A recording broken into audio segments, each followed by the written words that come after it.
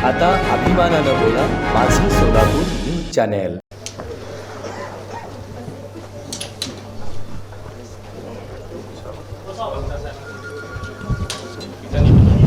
नमस्कार. पुण्यश्लोक अहिल्यादेवी होळकर, सोलापूर विद्यापीठ, सोलापुरात कौशल्य विकास विभागाच्या प्रथम दीक्षांत समारंभासाठी तसेच राष्ट्रीय क्रीडा दिनानिमित्त आयोजित सत्कार तसेच विविध पारितोषिक वितरणाप्रसंगी उपस्थित सर्वांचं मनपूर्वक स्वागत. विद्या संपन्नता हाच संपन्नतेचा ध्यास पूर्णत्वास नेणारा आपल्या विद्यापीठाचा चढता आलेख आपल्या सगळ्यांसाठी आनंदाचा आणि अभिमानाचा ठरतो.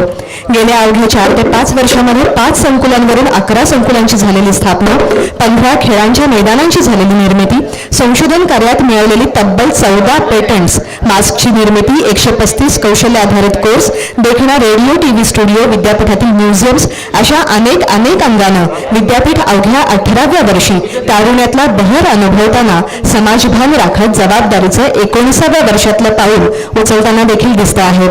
आज कौशल्य विकास केंद्र, क्रीडा विभाग, परीक्षा विभाग आणि विद्यार्थी विकास विभाग या विभागांची काही महत्त्वाची पारितोषिकं इथे दिली जाणार आहेत. एकंदर कौशल्य, क्रीडा, परीक्षा, विद्यार्थी विकास हे 4ही विभाग विद्यार्थ्याला चहूबाजूने घडवत त्याला चतुरस्र व्यक्तिमत्व बहाल करतात आणि आज विद्यार्थ्यांच्या सर्वांगीण विकासासाठी कटिबद्ध असणाऱ्या पुण्यश्लोक अहिल्यादेवी होळकर सोलापूर विद्यापीठामध्ये विशेष कार्यक्रमाचं आयोजन करण्यात आलेलं आहे. आज या कार्यक्रमासाठी ज्यांची विशेष उपस्थिती अधिक चैतन्य प्रेरणारी आहे असे महाराष्ट्राचे उच्च व तंत्र शिक्षण मंत्री माननीय नामदार चंद्रकांतदादा पाटील सरांचं सर्वप्रथम विद्यापीठाच्या ज्ञानसमृद्ध प्रांगणात आपण जोरदार टाळ्यांनी स्वागत करूयात. विशेष म्हणजे शिक्षण मंत्री झाल्यानंतरचा विद्यापीठातला असा हा पहिलाच कार्यक्रम आपल्या विद्यापीठामध्ये संपन्न होतोय, हा देखील एक आनंदाचा योग जुळून येतो.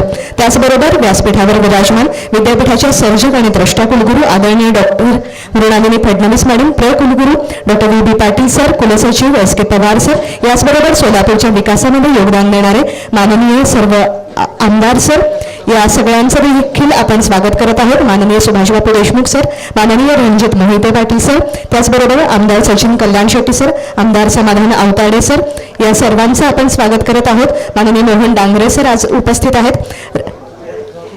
त्याचबरोबर आज उपस्थित व्यवस्थापन परिषद सदस्य, विद्या परिषद सदस्य, अधिसभा सदस्य, विद्यापीठाचे सर्व संविधानिक अधिकारी, प्राचार्य, विविध संकुलांचे संचालक, विभाग प्रमुख, शिक्षक, शिक्षकेतर कर्मचारी, विद्यापीठाच्या केंद्रस्थानी असणारे विद्यापीठाचे गुणी विद्यार्थी आणि त्याचबरोबर युट्यूबच्या माध्यमातून आजच्या कार्यक्रमात सहभागी सर्व शिक्षणप्रेमींचं पुन्हा एकदा मनपूर्वक स्वागत. कार्यक्रमाची सुरुवात अर्थातच आपण विद्यापीठ गीतानं करीत आहोत. कवी दत्ता हलसगीकर लिखित आणि विद्यापीठाच्या सुरेल विद्यार्थ्यांनी गायलेलं असं विद्यापीठ गीत आता इथे सादर होईल. सर्वांनी त्याच्या सन्मानार्थ उभं राहावं ही नम्र विनंती.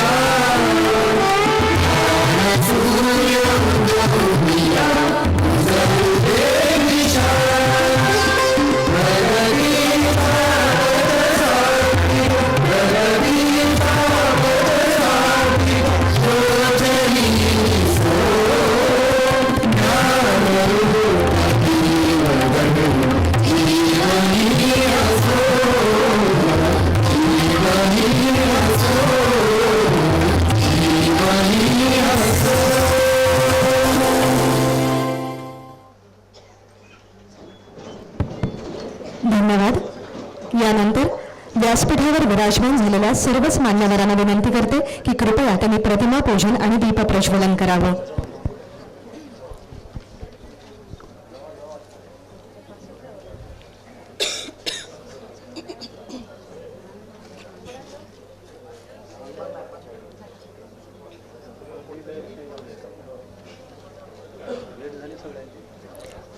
पुण्यश्लोक राजमाता अहिल्यादेवी होळकर यांनी आपल्या संस्थानाबाहेर जाऊन विकास कार्य केलं. जात, धर्म, पंथ, प्रांताच्या सीमा ओलांडून देशभर पायाभूत सुविधांची निर्मिती केली. 350 वर्षापूर्वी राजकीय, प्रशासकीय, न्यायदानाच्या पद्धतीत आमूलाग्र सुधारणा घडवून आणल्या. 29 ऑगस्ट 1905 साली क्रीडा क्षेत्रातील जागतिक स्तरावरील सर्वोत्कृष्ट हॉकीचे खेळाडू मेजर ध्यानचंद सिंग यांचा जन्म झाला. हॉकीचे जादूगार अशी ज्यांची ख्याती, असेच मेजर ध्यानचंद यांचा जन्मदिवस हा राष्ट्रीय क्रीडा दिन म्हणून साजरा करण्यात येतो. 1928 ते 64 दरम्यान झालेल्या 8 ऑलिम्पिक स्पर्धेपैकी 7 स्पर्धेत सुवर्ण पदकाला त्यांनी गवसणी घातली. इतकंच काय तर जर्मनी संघाला नमावल्यानंतर त्यांच्या खेळाने प्रभावित होऊन हिटलरनं त्यांना त्या काळामध्ये सैन्यात वरिष्ठ पदाची ऑफर दिली होती. आंतरराष्ट्रीय कारकिर्दीत त्यांनी 580 गोल केले, जे हॉकीच्या इतिहासामध्ये एका खेळाडूने केलेले सर्वाधिक गोल्स आहेत. अशा दोन्ही प्रतिमांचं पूजन आणि दीपप्रज्वलन होऊन आपण कार्यक्रम पुढे नेत आहोत.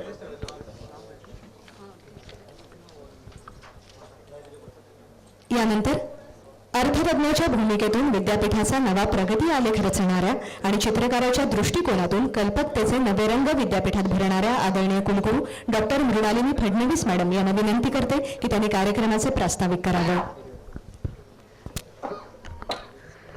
सर्वांना नमस्कार. आज अतिशय महत्त्वाचा विद्यापीठाकरता असलेला हा दिवस, ज्याच्यामध्ये आपण 2 अशा महत्त्वपूर्ण आणि अशा काही विविध संकल्पनांना घेऊन इथे आलेलो आहोत, ज्याच्यामध्ये राष्ट्रीय क्रीडा दिनानिमित्त आज आपण इथे उपस्थित आहोत आणि त्याच्याच बरोबर आपण कौशल्य विकासाच्या विभिन्न योजनांचं पण इथे आज सर्टिफिकेट वितरण करणार आहोत.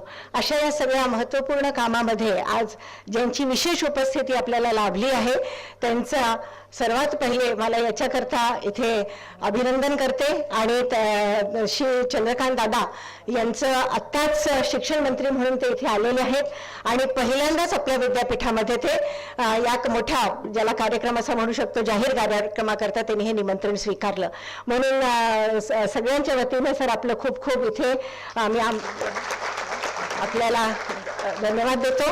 त्याचबरोबर इथे उपस्थित सर्व आमदार, विविध भागातले जे सोलापूर आणि सोलापूरच्या जवळपासचे आहेत, त्याच्याचबरोबर माझे सर्व इथे सहकारी, इथे उपस्थित आज सर्व पाल्यवर्ग जे आपल्या विद्यार्थ्यांबरोबर वेगवेगळ्या प्रकारच्या पारितोषिकाकरता त्यांचं एक कौतुक बघायला आलेले आहे आणि इतर उपस्थित सर्व आमचे शिक्षक, शिक्षकेतर कर्मचारी, विद्यार्थी, मित्रमैत्रिणींनो, यूट्यूबवर देखील हा सगळा कार्यक्रम त्याच्यासोबत जोडलेला आहे. मला एक अतिशय आनंद परत असा वाटतो की हा पहिला दीक्षांत समारंभ आपण कौशल्य विकास केंद्राचा करतो आहोत. असं कदाचित मला तरी असं वाटतं की महाराष्ट्राच्या इतिहासामध्ये किंवा पूर्ण देशाच्या इतिहासामध्ये माननीय मंत्री महोदयांना सांगून इच्छिते की असा पहिला कार्यक्रम असेल की ज्याच्यामध्ये स्किल कोर्सेस करता असा दीक्षांत समारंभ घेण्यात येतो आहे. कारण की आतापर्यंत नॉर्मल दीक्षांत समारंभ होत आहे ज्याच्यामध्ये डिग्र्या दिल्या जातात, पण इथे आम्ही जे सर्टिफिकेट कोर्सेस देतो आहे, त्याच्यानंतर डिप्लोमा देतोय, त्याच्याकरता विद्यार्थ्यांचं कौतुक व्हावं, हा एक त्याच्या मागचा उद्देश होता. क्रीडा दिन पण आज महत्वाचा आहे. आपल्याला सगळ्यांना माहिती आहे की मेजर ध्यानचंद हे एक आगळे वेगळे व्यक्तिमत्व क्रीडा क्षेत्राचे आपल्या देशाला लाभले. इतकंच नाही तर ते उत्तम खेळाडू जरी असले तरी एक चांगले उत्तम देशभक्त होते, त्याच्याच बरोबर ते एक चांगले मानव पण होते. अशी सगळी युती आपल्या देशाला मिळणं हे काही एक दुग्ध शर्करा योगच फक्त नाही, तर कितीतरी काळ त्याचा उल्लेख याच्यासाठी होईल, कारण की अनेक त्यांनी जे प्रयोग क्रीडामध्ये केले किंवा एक मानव म्हणून केले ते इतिहास रचला गेलेला आहे. त्याच्यामध्ये मला एक सांगावंसं वाटेल की हिटलरने त्यांना अशी एक ऑफर दिली होती की तुम्ही आमच्याकडे या आणि आमच्या वतीने खेळा, पण ते इतके करारे देशभक्त होते की त्याच्यामुळे त्यांनी ते नाकारलं. आणि मला असं वाटतं की सध्या तरी आपल्या देशामध्ये किंवा आपल्या सगळ्या समाजामध्ये अशा लोकांची आवश्यकता खूप जास्त आहे. अशी जे मूल्य लोकांसमोर ठेवतात की आम्ही आमच्या देशभक्तीला, आमच्या समाज कार्याला किंवा आमच्या सगळ्या विद्यार्थी वर्गाला, कारण की आता आपण इथे ज्ञानपीठामध्ये उपस्थित आहोत, यांच्याकरता जे लोक काम करतात त्यांना खरं आपण जास्त पुढे आणणं आणि पुरस्कृत करणं, त्यांच्या सेवेला आपल्यामध्ये आत्मसात करणं याची सध्या गरज आहे. आणि म्हणून मला असं वाटतं की यांची जी एक शैली होती ध्यानचंदची, ती पण एक स्किल होती, ते पण एक कौशल्य होतं की त्यांच्या बॅटला जर एकदा बॉल त्यांना मिळाला की ती दुसऱ्या कोणाला देतच नव्हते. ही पण एक कलाच आहे ज्याचा आज आपण कौशल्य विकासामध्ये उल्लेख वेगवेगळ्या कोर्सेसचा करणार आहोत. पण असं असण्याकरता कितीतरी लोकांनी रिसर्च केलं, संशोधन केलं की असं कसं होत असेल की त्यांना एकदा बॉल मिळाला की तो दुसऱ्याला जातच नाही. पण ते खरं होतं आणि ती जी कला होती ती अशी प्रत्येक व्यक्तीमध्ये कोणती ना कोणती तरी कला असू शकते आणि त्या दृष्टिकोनातून आपण कोणत्याही क्षेत्रामध्ये चमकू शकतो, असा हे एक संदेश सुद्धा त्यांनी दिला. जेव्हा मेजर ध्यानचंद हे विचारण्यात आलेलं होतं की हे तुमचं कसं शक्य आहे की तुम्ही गोल करताच, एकदा तुमच्या हातामध्ये बॅट बॉल लागला की तुम्ही गोल करता, तर ते एक साधू उत्तर दिलं होतं की कॉन्सन्ट्रेशन. मी दुसरा काहीच विचार करत नाही आणि माझा जो गोल आहे, माझे जो मला साध्य करायचं ते मी करतो. अशा अनेक गुणांनी, अनेक सुवर्ण पदके भारताला मिळवून देणारा, अनेक ज्याला आपण म्हणू शकतो भारताच्या मान सन्मानाला वाढवणारा हा व्यक्ती आज आपल्या या दृष्टिकोनातून आपण यांचं सगळं इथे सादरीकरण करतोय. त्यांना खूप खूप अभिवादन. तसंच पुण्यश्लोक अहिल्यादेवी होळकरांचं सुद्धा इथे अभिवादन आम्ही दर याच्यात यासाठी करतो की त्यांनी जे काही समाजाला दिलंय किंवा समाजाच्या प्रती त्यांचा जो उद्देश होता तो या प्रशासनाशी संबंधित आहे. ते एका चांगल्या उत्तम कुशल प्रशासक होत्या आणि त्यामुळे त्यांच्या ज्या सगळ्या आधाराचा किंवा विचारांचा जो आज लाभ विद्यापीठाला मिळालेला आहे तो आणखीन वृद्धिंगत होतोय. आम्ही सगळे मिळून त्याच्याकरता प्रयत्न करतोय, हा एक महत्वाचा भाग. त्यानंतर मी थोडंसं एक विद्यापीठाच्या वाटचालीचा अगदी धावता आढावा घेते आहे. मला असं वाटतं की स्किलचा तर मी एक वेगळं छोटंसं एक 5 मिनिटाचं प्रेझेंटेशन करणार आहे, पण मला सांगायला आवडेल की 2021-22चा ग्रीन कॅम्पस अवॉर्ड माननीय मंत्री महोदय आम्हाला मिळालेला आहे. याचं कारण असं की आम्ही ज्या पद्धतीने मिनिस्ट्री ऑफ फॉरेस्ट आणि एन्व्हायरमेंट याचे जे काही पॅरामीटर्स होते ते आम्ही पूर्ण केले आणि हा मान आपल्याला यावर्षी मिळाला. त्यानंतर आमच्याकडे एक सुसज्ज इन्स्ट्रुमेंटेशन सेंटर आहे ज्याच्यामध्ये जे रिसर्च होतात किंवा वेगवेगळ्या प्रकारचे विश्लेषण होतात, अनालिसिस होतं, त्याच्याकरता सुद्धा दुसऱ्या विद्यापीठाचे लोक आमच्याकडे ते अनालिसिस करायला येतात. ही एक विद्यापीठाची महत्वाची बाब आहे आणि त्याच्याकरता संशोधन करणाऱ्या विद्यार्थ्यांना हे एक चांगलं व्यासपीठ आहे. त्यानंतर आम्ही 6 नवीन वेगळ्या प्रकारचे स्कूल्स, संकाय ज्याला आपण म्हणतो किंवा विभाग अशी उघडलेले आहे की जी पूर्वी इथे नव्हते आणि आता विद्यार्थ्यांना ते शिकायला बाहेर जावं लागायचं होतं. म्हणजे उदाहरणार्थ पुणे किंवा मुंबई किंवा बँगलोर अशा ठिकाणी त्याचं त्यांच्या होणारी अभ्यासाची जी काही ओढताड असेल किंवा त्यांना न शिकण्याचा सुद्धा असा एक काही क्षेत्रातल्या विद्यार्थिनींना प्रामुख्याने जो प्रश्न पडत होता तो पण दूर करण्याचा प्रयत्न आपण इथे केलेला आहे. 3 पट विद्यार्थ्यांच्या संख्येमध्ये इथे वाढ झालेली आहे. गेल्या 4-5 वर्षापासून आम्ही एक मोठ्या प्रमाणात पेटेंट मिळवणं आणि त्याच्यातनं आपण एक चांगल्या प्रकारचं उद्योजक तयार करणं किंवा उद्यमशीलता आपल्याकडे तयार होणं याच्याकरता मला एक सांगावंसं वाटेल की आपण महाराष्ट्राचे आता तुम्ही बघायलाच आपण शिक्षण मंत्री आहात, इतके विद्यापीठ आहेत पण 3 वर्षामध्ये 14 पेटेंट हा विक्रम सर बहुतेक आम्हीच गाठलेला आहे, इतर कोणी गाठलेला नाही. त्यानंतर मला एक सांगायचं वाटेल की आम्ही अहिल्यादेवींवर जे संशोधन करतो आहोत, आपल्याशी आता चर्चा झालीच आहे की अहिल्यादेवींचं संशोधन हे अतिशय मोलाचं आहे आणि त्याच्याकरता आम्हाला शासनाने निश्चितच एक मोठा आधार दिलाय, पण त्याचे लवकरात लवकर आम्ही ते कार्यान्वित व्हावं एक फक्त एवढं एक आपल्याकडनं आम्ही आश्वासनाचा अपेक्षा करतो. कारण की हे संशोधन फक्त आपल्याच विद्यापीठाकरता नाही तर समाजाकरता अत्यंत महत्त्वाचं होऊ शकेल. आज क्रीडा दिनानिमित्त आम्ही 15 क्रीडांगणे ही वेगळी आणि खेलो इंडियाच्या माध्यमातून एक मल्टीपर्पज हॉल असा जो तयार करायला घेतला आहे, याच्यातही मला सांगायला आवडेल की मल्टीपर्पज हॉल हा पूर्ण भारतामध्ये फक्त आपल्या विद्यापीठाला सँक्शन झालेला आहे, जे शासनाकडनं झालेला आहे. आणि त्याला 4.25 कोटी आपल्याला 4.5 कोटी आपल्याला मिळालेले आहे आणि येणाऱ्या काळामध्ये अजून त्याच्यामध्ये कशी भर पाडता येईल याचा आपण निश्चित विचार करूया. एक आपण म्हणू शकतो की नवीन शैक्षणिक धोरण NEP ज्याचा आजकाल आपण असा वापर करतो, त्याच्यामध्ये एक लिबरल जेव्हा आपण जास्तीत जास्त विद्यार्थ्यांना विषय देऊ शकतो आणि त्यांच्या रुचीनुसार आवडीनुसार त्यांना आपण शिक्षण देऊ शकतो, याच्याकरता नुकतंच आम्ही कॉन्स्टिट्युएंट कॉलेज याची स्थापना केली आहे. म्हणजे liberal arts, liberal science, liberal commerce अशा पद्धतीचं आम्ही इथे एक BA, BSc आणि BComच्या विद्यार्थ्यांकरता दिलेलं आहे. जर त्यांनी तो 4 वर्ष कोर्स पूर्ण केला तर 1 वर्ष त्यांना फक्त PG करावं लागेल आणि त्याच्यामधनं रिसर्चचे धडे घेऊन ते पुढे जाऊ शकतील. अशा पद्धतीचा हा जो सगळा प्रवास आहे, हा जे ठळक आपण म्हणू शकतो मी तेवढ्या बाबी आपल्याला सांगितल्या. एक फक्त 2 ते 4 मिनिटं मी life skill life for community development याच्याकरता घेते. मी PPT द्वारे ते तुम्हाला प्रेझेंट करते आहे. याचं कारण की आपल्याकडे काही असे जे कोर्सेस चालतात आहे ज्याच्यामध्ये 136 कोर्सेस आहे. आपल्याला याच्यावरनं लक्षात येईल हे कोर्सेस सुरू करण्याच्या मागचा उद्देश असा होता की एक विद्यार्थ्यांमध्ये स्वतः एक गुणवत्ता निर्माण करण्याकरता, लीडरशिप क्वालिटी तयार करण्याकरता आणि त्यांना कुठल्या तरी विकास आणि रोजगाराची संधी मिळण्याकरता हा सगळा प्रयत्न करण्यात आला. मला एक आणखीन असं सांगायला म्हणजे महत्त्वाचं वाटतं की कोरिया, फिलिपाईन्स वगैरे सारखे देश आहेत किंवा सिंगापूर, अमेरिका सारखे देश आहे, तिथे या सगळ्या स्किल कोर्सेसचा रेट 90% वर आहे. आपल्याकडे आणि महाराष्ट्रामध्ये हा 10% जेमतेम आत्ता पोहोचलेला आहे. ही तफावत दूर करण्याकरता एक छोटासा प्रयत्न विद्यापीठाने केलेला आहे. नेक्स्ट, याच्यानंतर आम्ही असे जे प्रयत्न केले की विद्यार्थ्यांना जास्तीत जास्त शिकता यावं म्हणून त्याच्याकरता आम्ही प्रॅक्टिकल आणि इंटर्नशिप म्हणजे त्यांनी इंडस्ट्रीमध्ये जाऊन स्वतः इंटर्नशिप करावी आणि त्याच्यानंतर त्यांनी जॉब्समध्ये जावं, म्हणजे ज्याच्याकडून त्याला एक चांगला उत्तम नागरिक म्हणून आणि आपला एक ज्याला म्हणू शकतो कर्तृत्व त्याला तिथे दाखवता येईल.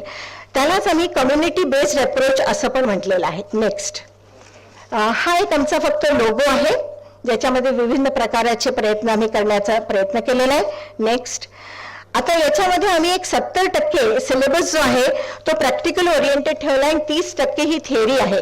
याचं कारण असं की या सगळ्या कार्यक्रमामध्ये आम्हाला असं लक्षात आलं की जर विद्यार्थ्यांना इंडस्ट्री, ॲग्रो बेस्ड एरिया किंवा कुठल्याही क्षेत्रामध्ये फार्मसी असं कुठेही जायचं असेल तर हे सगळे जे स्टेक होल्डर्स आहेत त्यांना प्रॅक्टिकल नॉलेजची जास्त आवश्यकता पडते आणि त्या दृष्टिकोनातून हे तयार करण्यात आलेले आहे. नेक्स्ट, हे एक आमचं ऑर्गनायझेशनल स्ट्रक्चर आहे, एवढे लोक त्याच्यामध्ये काम करतात. नेक्स्ट, त्याच्यानंतर एक स्किल डेव्हलपमेंटचं ओव्हरव्ह्यू म्हणजे आम्ही साधारणपणे 132 हे कोर्सेस लाईव्ह आहेत आणि आम्हाला सांगायला आज आनंद वाटेल की बरेचसे कॉलेजेस सुद्धा आमचे याच्यामध्ये जोडल्या गेलेले आहे. प्रायव्हेट इन्स्टिट्यूशन्स आमच्या सोबत आहे आणि साधारणपणे मोठ्या प्रमाणात आम्ही याच्यात MOUs पण केलेले आहे. नेक्स्ट, याच्यामध्ये आम्ही फक्त या कोर्सेसची माहिती याच्याकरता की 6 महिन्याच्या कोर्सेस करता जास्त मुलांची पसंती आहे आणि त्यांना असं वाटतं की याच्यामधनं जे काही त्यांची आवड आहे किंवा त्यांची आवश्यकता आहे ते पूर्ण करू शकतील. नेक्स्ट, या सगळ्यामध्ये आमचं एक डिस्ट्रीब्युशन आहे तो साधारणपणे 8 प्रकारांमध्ये आहे. पॅरामेडिकल आणि अलाइड हेल्थ सायन्सचे कोर्सेस आहेत. मला महोदयांना सांगायला आवडेल की आमचं 100% प्लेसमेंट याच्यात आहे कारण की इथे गरजच तशी आहे आणि इथे जे मेडिकल सिस्टम आहे त्याच्याकरता आम्ही हा सगळा मानव पुरवठा त्याच्यामध्ये करत असतो. त्याच्याबरोबर आम्ही agri based, computer based, technical, commerce management या सगळ्याला त्याच्यामध्ये सामील केलेलं आहे.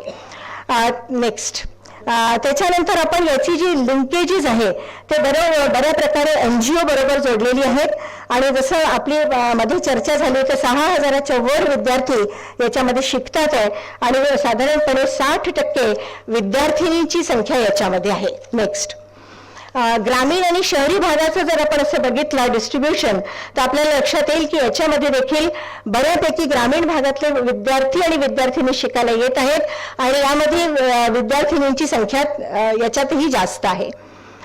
यानंतर मला असं पण एक सांगावंसं वाटतं की असा वाढता जो हा ग्राफ आहे याच्यावरनं त्यांना जास्तीत जास्त पद्धतीने शिकता येणं आणि उद्योगांकडे जाणं, एम्प्लॉयमेंट जनरेट करणं हे महत्त्वाचं आहे. नेक्स्ट, याच्यामध्ये जे फक्त फोकस 2 मिनिटात मी आपल्याला सांगते की 60% महिलांचा सहभाग असल्यामुळे त्यांना घरी राहून ऑनलाईन किंवा अनेक प्रकारच्या अशा क्षेत्रांमध्ये की ज्याच्यामध्ये त्यांना अपॉर्च्युनिटीज मिळू शकते अशी स्किल त्यांना तयार करता आली आहेत. नेक्स्ट, परीक्षेमध्ये पण यांची उत्तीर्ण होण्याची संख्या आणि जर आपण पर्सेंटेज बघितली तर ती 76.08 इतकी आहे, जे चांगल्या यशस्वीरित्या ते सक्सेसफुल झालेले आहे असं म्हणता येईल. नेक्स्ट, यानंतर विद्यापीठामध्ये स्वतः 21 प्रकारचे कोर्सेस चालतात, बाकी महाविद्यालयांमध्ये चालतात आणि आम्ही वेगवेगळ्या इंडस्ट्रीज आणि कंपनीजशी याच्याकरता सतत टायअप करून एम्प्लॉयबिलिटी रेट कसा वाढवायचा याच्यावर जास्त फोकस दिलेला आहे.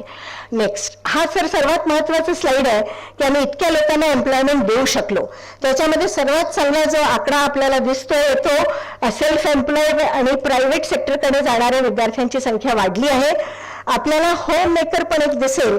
त्याचा अर्थ असा की महिला ज्या आतापर्यंत घरीच राहत होत्या त्यांनी सुद्धा याच्यामध्ये धाडस दाखवून अनेक प्रकारचे कोर्सेस जे त्यांना उपयोगाचे आहे ते करून पुढे जाण्याचा प्रयत्न केलेला आहे. नेक्स्ट, या सगळ्या याच्यामध्ये जी आम्ही ट्रेनिंग दिली त्याचे सगळे क्लिपिंग्स आहे. नेक्स्ट, त्यानंतर आम्हाला असं आउटकम, आजकाल आउटकम बेस्ड याला अत्यंत महत्त्व आहे म्हणून मला असं सांगावंसं वाटेल की आपल्याला जास्तीत जास्त याच्यामध्ये फोकस सोलापूरमध्ये लोकल जे इंडस्ट्रीज आहे त्यांना मदत करणे किंवा त्या इंडस्ट्रीजने विद्यापीठामधल्या अशा स्किल मॅनपॉवरचा वापर करणे. आणि आता तर आपलं ग्लोबल लेवलला पण विद्यापीठ गेलेलं आहे. आताच UK मध्ये आपल्याला एक सन्मान प्राप्त झाला आणि त्याच्यामध्ये आपल्या या कोर्सेसचा आणि ग्लोबल टू लोकल रिसर्चचा पण उल्लेख त्याने करून सन्मानित केलेला आहे.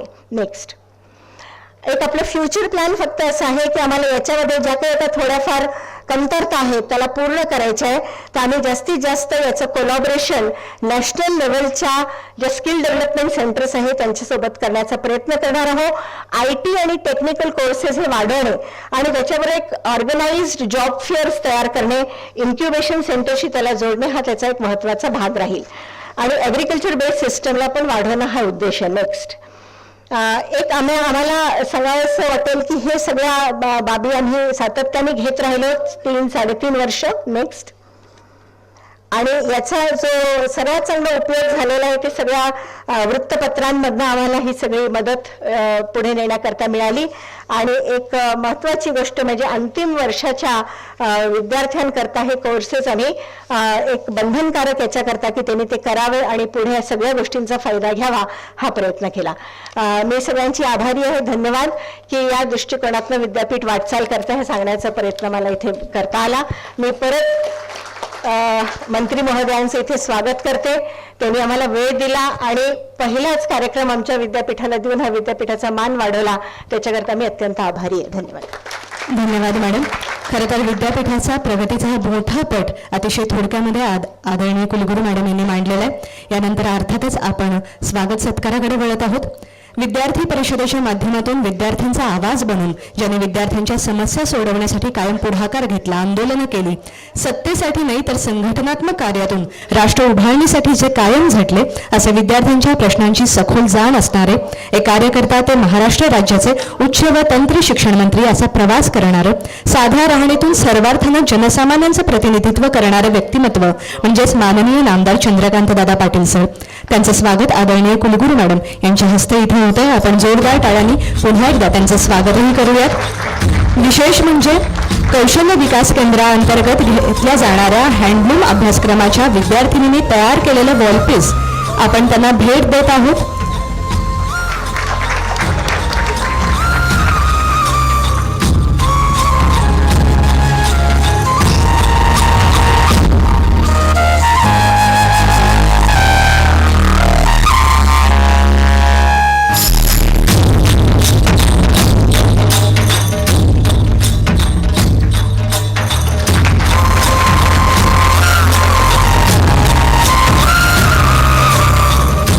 धन्यवाद.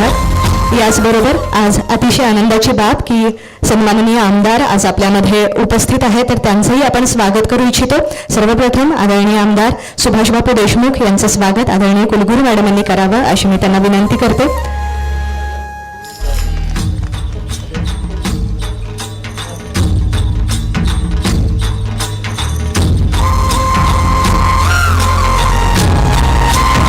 माननीय आमदार सुभाषबापू देशमुख साहेब. याचबरोबर आज आपल्यामध्ये उपस्थित आहेत माननीय आमदार रणजितसिंह मोहिते पाटील सर, त्यांचंही आपण स्वागत करत आहोत. त्याचबरोबर माननीय आमदार सचिन कल्याण शेट्टी सर आज आपल्यामध्ये उपस्थित आहेत, त्यांचंही स्वागत आदरणीय कुलगुरू मॅडम यांनी करावं अशी मी विनंती करते.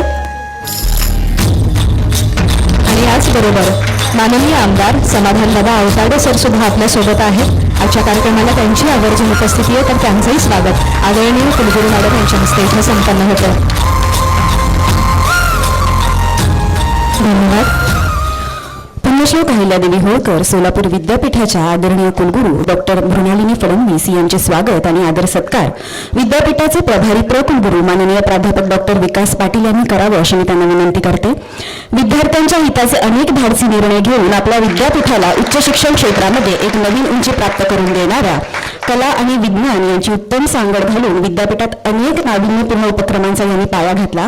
मृदुभाषी आणि लोकाभिमुख मॅडमचे एकदा पुन्हा जोरदार टाळ्या वाजून आपण कौतुक करूया, कारण त्यांच्या खंबीर नेतृत्वामुळे आज विद्यापीठ खूप प्रगती साधतंय.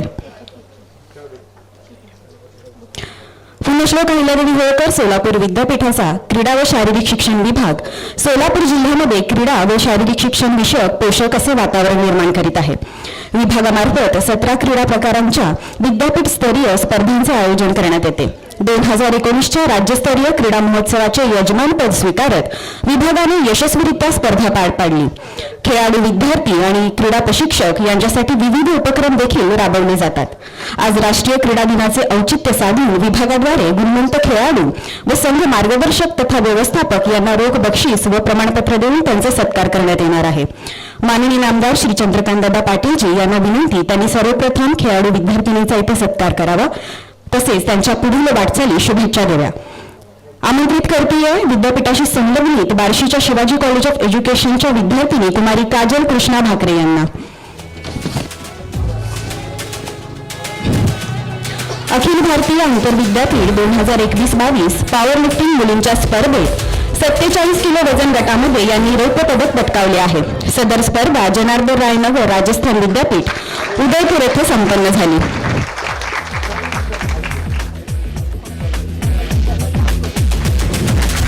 यानंतर आमंत्रित करते विद्यापीठाशी संलग्नित बार्शीच्या शिवाजी कॉलेज ऑफ एज्युकेशनच्या विद्यार्थिनी कुमारी कामिनी गणेश बोस्टे यांना.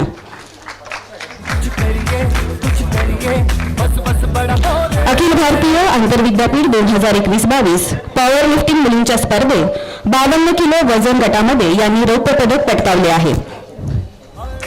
दोन्हीही खेळाडू विद्यार्थ्यांसाठी आपण जोरदार टाळ्या वाजवूया. क्रीडा क्षेत्रांमध्ये मुलींचं येणं आणि आपल्या सर्वांचं नाव पुढे घेऊन जाणं हे खूप महत्त्वाची बाब आहे.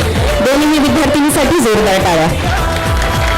विद्यार्थिनींबरोबरच संघ व्यवस्थापकांचाही आपण सत्कार करीत आहोत. मी सर्वप्रथम आमंत्रित करते श्री गवळी SS सरांना विनंती की कृपया त्यांनी व्यासपीठावर यावं.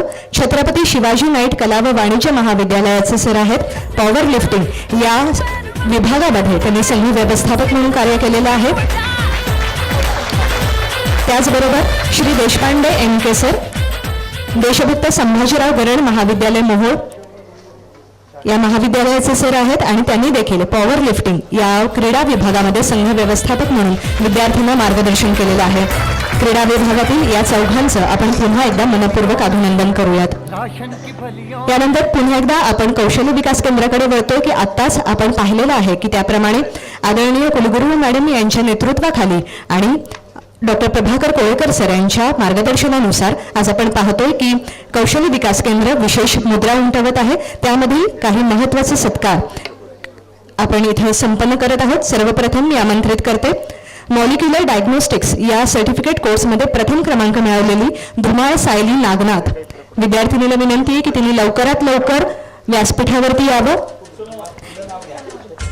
त्यानंतर Sunchu Lavanya Sudarshan certificate course in medical lab technician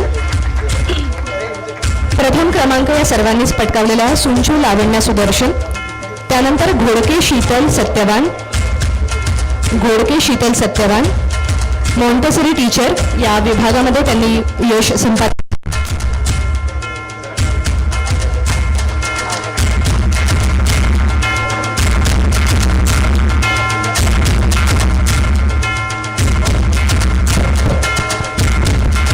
Ghodke Sheetal Satyavan, त्यानंतर गायकवाड विद्या भाऊसाहेब पाटील विजयंता परमेश्वर या विद्यार्थ्यांनी लवकरात लवकर व्यासपीठाकडे यायचे.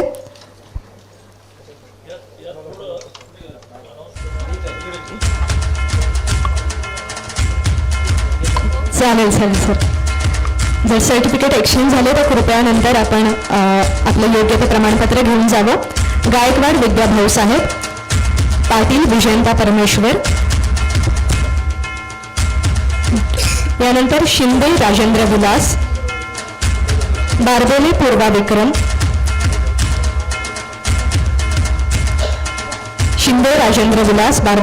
विक्रम, देवकते ऐश्वर्या सुभाष.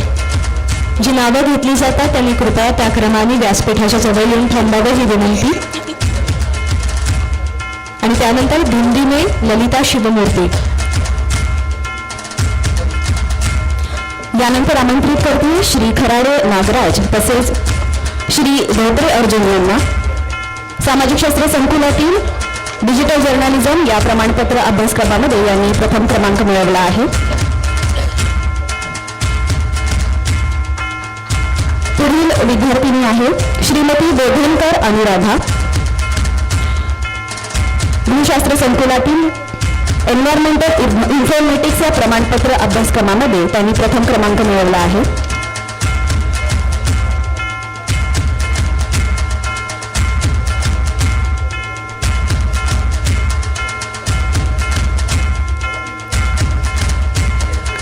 श्री धोत्रे अर्जुन, श्री खराडे नागराज हे प्रमाणपत्र स्वीकारत आहे. यानंतर श्रीमती बोधनकर अनुराधा हे प्रमाणपत्र स्वीकारतील.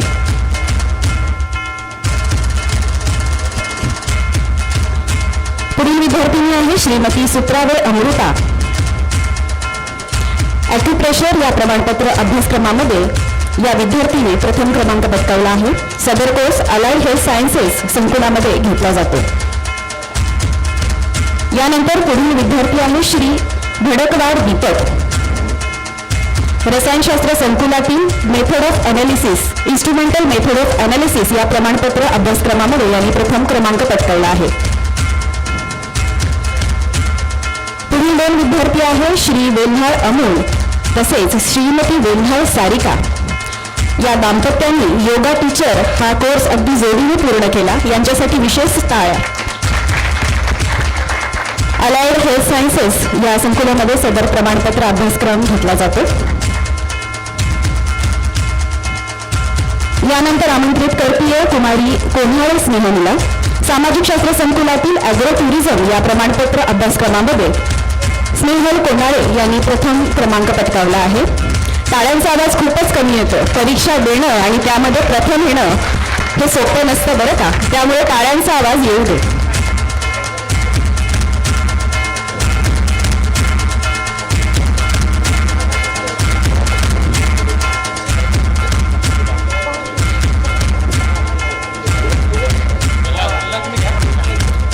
श्री अमोल वेल्हाळ तसेच श्रीमती सारिका वेल्हाळ यांना प्रमाणपत्र देऊन आपण त्यांचे कौतुक करतोय. प्रथम क्रमांक त्यांनी पटकावला आहे योगा टीचर या प्रमाणपत्र अभ्यासक्रमामध्ये.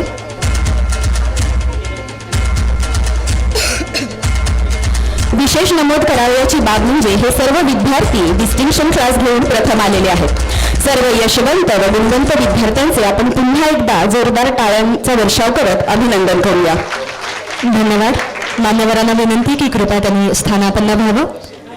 यानंतर अवघी काही निवडक इथे मनोगत होणार आहेत, तेव्हा आरोग्य सहाय्यक अभ्यासक्रमाच्या निकिता सुभाष गायकवाड यांना विनंती करते की त्यांनी थोडक्यात मनोगत व्यक्त करावं.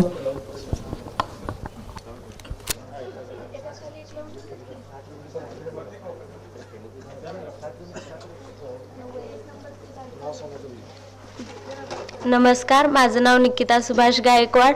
मी BC गर्ल्स हॉस्टेल एम्प्लॉयमेंट चौक सोलापूर या संस्थेतील विद्यार्थिनी आहे. माझा हेल्थ असिस्टंट सोलापूर पुण्यश्लोक अहिल्याबाई होळकर विद्यापीठ मान्यताप्राप्त हेल्थ असिस्टंटचा कोर्स पूर्ण झालेला आहे.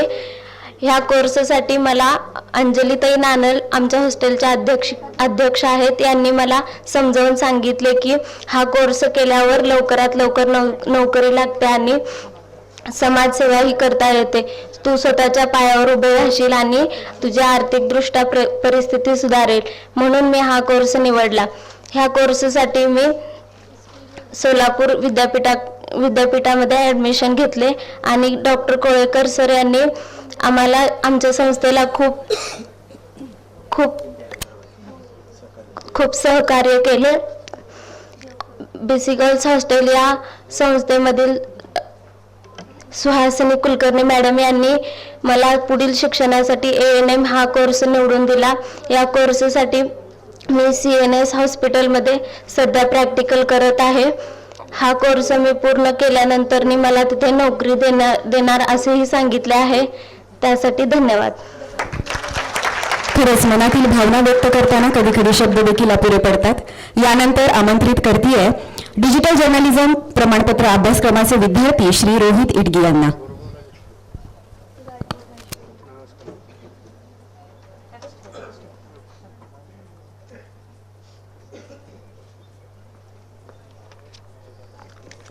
नमस्कार, मी Rohit Rajshekhar Itagi skill development centre व डिजिटल जर्नलिझमचा विद्यार्थी आहे.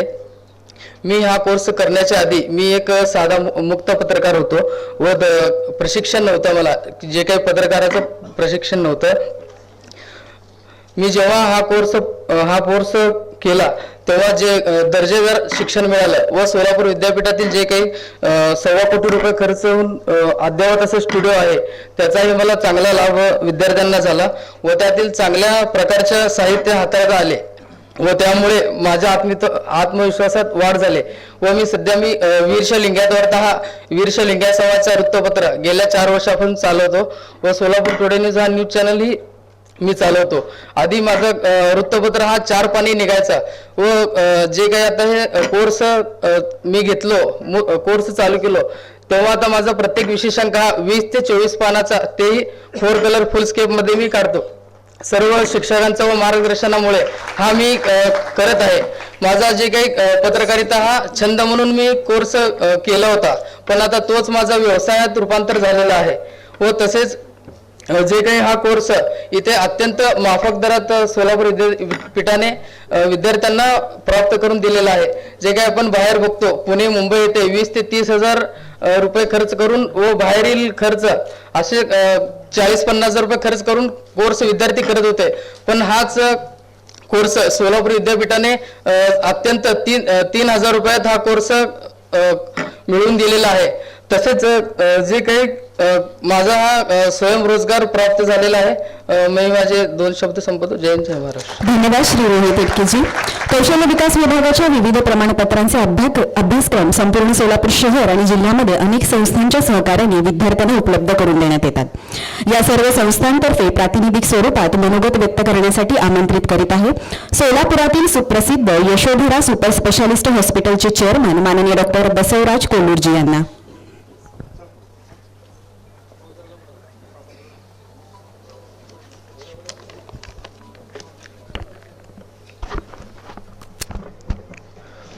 Honorable Minister of Higher Education, Sri Chandrakant Dada Patil ji sir, Honorable Vice Chairman, Vice Chancellor Mrinalini Fadnavis Madam, other respected dignitaries present in today's gathering. First of all, I register my sincere gratitude to the organizing committee for inviting me here today. Having experience of running a 150-bed multi-specialty hospital, working with 300 to 400 employees, I know the nitty-gritty, intricacies, complexities, and I am also aware of the importance of the skilled sets of people who are working in our organization. I would like to appreciate and thank Vice Chancellor Madam. Every time she meets me, she used to ask Dr. Kolur what next, what more you can do, and what together university and your hospital can do. Madam, we are already running a GNM Nursing College for last more than 10 years. We are running paramedics in training OT technicians, in lab technicians, and in this year we have started a dialysis technician course also, madam. There was a time when I had come here to the Solapur, even the availability of the dialysis also was scarce. And for all the high-end medical services, patients used to move to higher places like Pune and Mumbai. But that disparity is coming down now. Similar type of facilities are available even in the district places and even in the taluka places also, which was unheard 15 to 20 years before. This is all because of the good skill set people. The moment we talk about the nursing care, we will always try to remember whether you can get staffs, nursing staffs from the Kerala. That was a reputation of the Kerala nursing staffs. But the things are changing now. Even in the places like Solapur, we are generating a lot of, I can tell today, in this last 15 years, we might have produced thousands of the employees and we are given the job opportunities, and they are doing very well. Last 2 years, what has happened in this COVID, no one can forget in their lifetime. It has threw challenge to everyone, to the government, to all the organization, especially healthcare. I remember the time when we were fighting for the oxygen, when we were fighting for the hospital bed. Now lots and lots of hospitals have come. And it's a good thing. Never before there was so much of an attraction or the importance of the healthcare which I had seen earlier. This is a good thing what has happened. Now the healthcare, how we will be able to take to the district level places and taluk level places.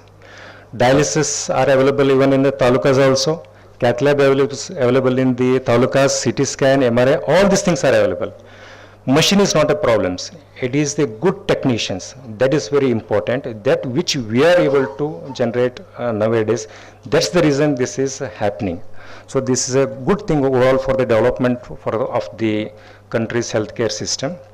And if you ask me what should be the qualities of the new young employees who wants to work in the hospitals, one is skill sets. There is no compromise in the skills. Everyone has to improve their skill. There has to be urge to learn new things every day. Second thing is in passion. There has to be really a burning desire. I should do well, I should excel, and I should be the best.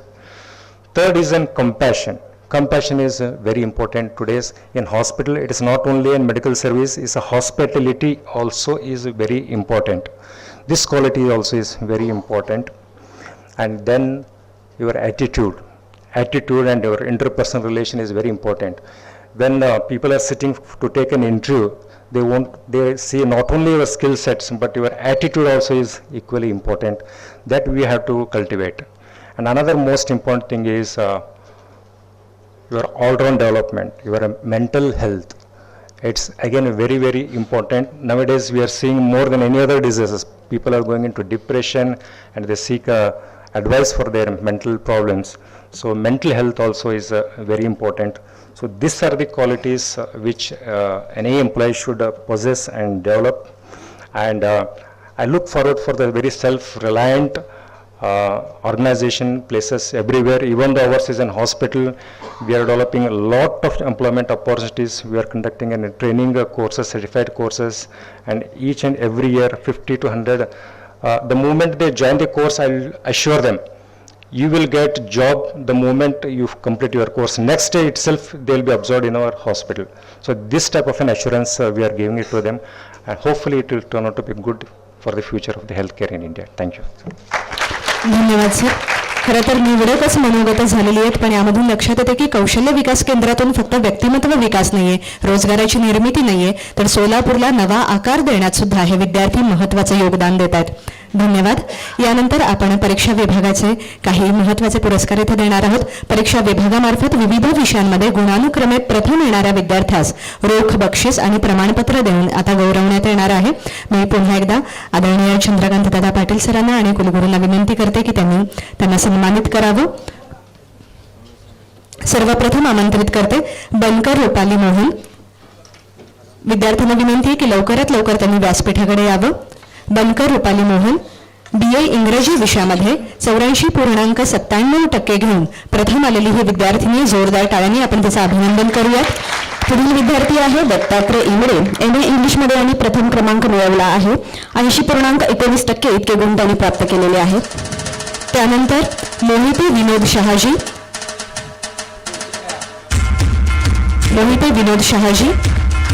MA 83% मिळवून MA हिंदीमध्ये प्रथम क्रमांक मिळवलेला आहे. पल्लवी देवकर यांना आमंत्रित करते. BA इकॉनॉमिक्समध्ये त्यांनी प्रथम क्रमांक मिळवलेला आहे. यानंतर BA मराठीमध्ये उकिरडे करुणा गौतम. तिने 90.75% मिळवलेले आहेत. पुढील विद्यार्थिनी आहे शुभांगी साळुंखे.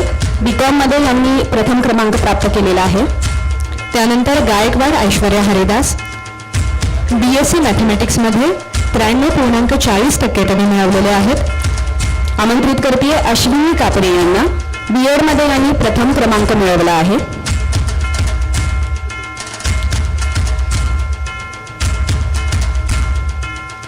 आणि श्रीहरी व्ही कुमार यांना देखील आमंत्रित करते. MAd मध्ये 78.23% मिळवून त्यांनी प्रथम क्रमांक मिळवलेला आहे.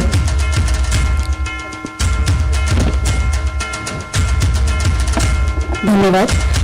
विद्यापीठातील व संलग्नित महाविद्यालयाच्या विद्यार्थ्यांच्या सर्वांगीण विकासासाठी सदैव उपक्रमशील राहणारा विद्यापीठाचा विद्यार्थी विकास विभाग यांच्या मार्फत आता काही पुरस्कार देण्यात येतील. माननीय नामदार श्री चंद्रकांत दादा पाटीलजी यांना विनंती त्यांनी सर्वप्रथम गुणवंत पाल्यांचा इथे सत्कार करावा आणि त्यांना शुभाशीर्वाद द्यावे. गुणवंत पाल्य पुरस्कार 2022-23 आमंत्रित करते कुमार श्रीनिवास गिरीश कुलकर्णी आणि कुमारी गौरी गिरीश कुलकर्णी या दोन्ही भावंडांना. श्रीनिवासने 10वीच्या परीक्षेमध्ये 94.20% गुण प्राप्त करत शाळेमध्ये प्रथम क्रमांक प्राप्त केला आहे, तर गौरीने 12वीच्या परीक्षेमध्ये 88.63% गुण प्राप्त करत शाळेमध्ये प्रथम क्रमांक प्राप्त केला आहे. या दोघांचे मनस्वी अभिनंदन.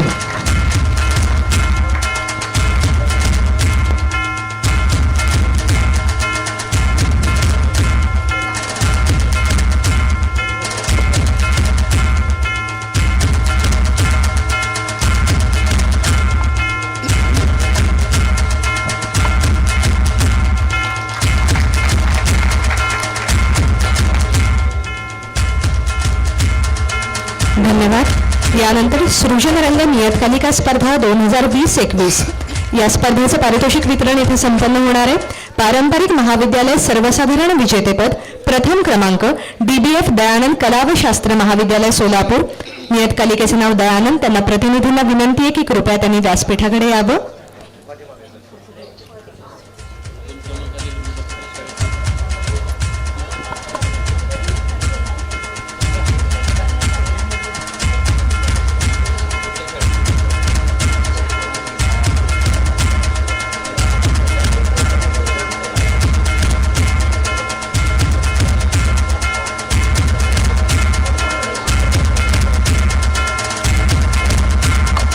DBF दयानंद कला व शास्त्र महाविद्यालय पारंपरिक महाविद्यालय सर्वसाधारण विजेतेपद सृजनरंग नियतकालिका स्पर्धेतून मिळवलेलं आहे.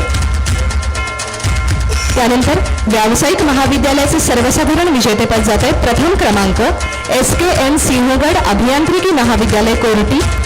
त्यांना विनंती आहे की कृपया त्यांनी लवकरात लवकर व्यासपीठाकडे यावं.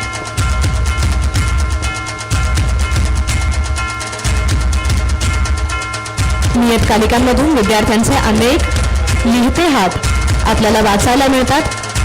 एक लेखक, त्याबरोबरच एक कवी आणि चित्रकार घडण्याचं माध्यम म्हणजे ही नियतकालिका आहे. त्यामुळे या सर्वच सर्जक विद्यार्थ्यांचं देखील आपण जोरदार टाळ्यांनी स्वागत करूयात. सृजनरंग नियतकालिक स्पर्धा 2021-22 पारंपरिक महाविद्यालय सर्वसाधारण विजेतेपद प्रथम क्रमांक बालचंद कला व शास्त्र महाविद्यालय सोलापूर. मी प्रतिनिधींना विनंती करते की त्यांनी आपलं प्रमाणपत्र स्वीकारावं, सोबत स्मृतिचिन्ह देखील. बालचंद कला व शास्त्र महाविद्यालय सोलापूर, नियतकालिकाचे नाव विद्यारयण. सृजनरंग नियतकालिक स्पर्धा 2021-22 व्यावसायिक महाविद्यालय सर्वसाधारण विजेतेपद प्रथम क्रमांक बालचंद अभियांत्रिकी महाविद्यालय सोलापूर, नियतकालिकाचे नाव विटनेस. मी प्रतिनिधींना विनंती करते की त्यांनी हा पुरस्कार स्वीकारावा.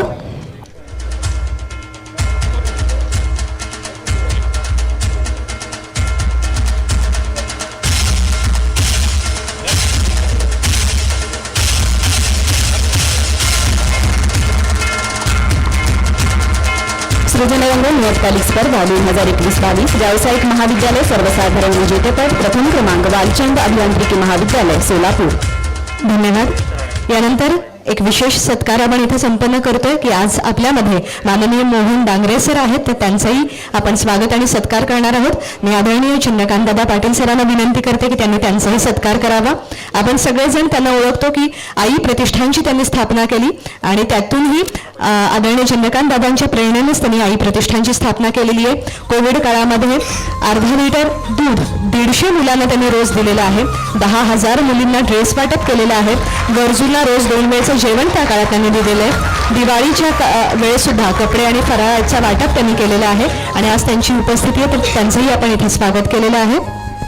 The council of the academic union UK तर्फे आयोजित समिट ऑफ लीडर्स याकरता नामांकन प्राप्त झाल्यामुळे आदरणीय कुलगुरू डॉक्टर मृणालिनी फडणवीस यांचा सत्कार देखील इथे संपन्न होतोय.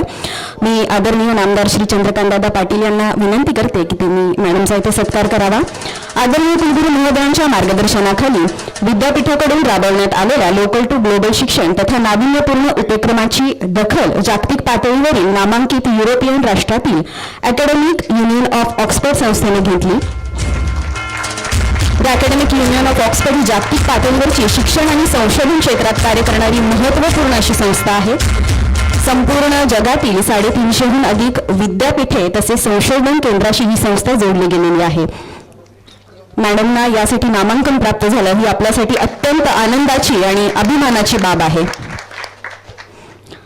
शारीरिक शिक्षण आणि क्रीडा विभाग मणिपूर विद्यापीठ तर्फे आयोजित 3 दिवसीय आंतरराष्ट्रीय परिषदेकरता नामांकन प्राप्त झाल्यामुळे तथा परिषदेमध्ये क्रीडा शिक्षण क्षेत्रात भरीव कामगिरी केल्याबद्दल विशेष पुरस्कार देऊन सन्मानित इथे करण्यात येत आहे विद्यापीठाचे प्रभारी कुलसचिव आदरणीय डॉक्टर सुरेश पवार सरांना. मी माननीय नामदार श्री चंद्रकांतदादा पाटील यांना विनंती करते की त्यांनी सरांचा इथे सत्कार करावा. 24 ते 26 ऑगस्ट 2022 या कालावधीत ही परिषद शारीरिक शिक्षण आणि क्रीडा विभाग मणिपूर विद्यापीठ मणिपूर येथे संपन्न झाली. सदर परिषद national association of physical education and sports science याद्वारे पुरस्कृत होती.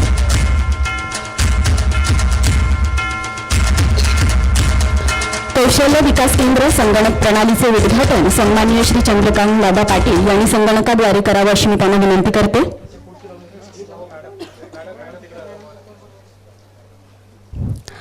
कौशल्य विकास केंद्र संगणक प्रणाली ही विद्यार्थ्यांच्या प्रवेशापासून ते माजी विद्यार्थी व्यवस्थापनासाठी उपयुक्त अशी वैशिष्ट्यपूर्ण प्रणाली आहे.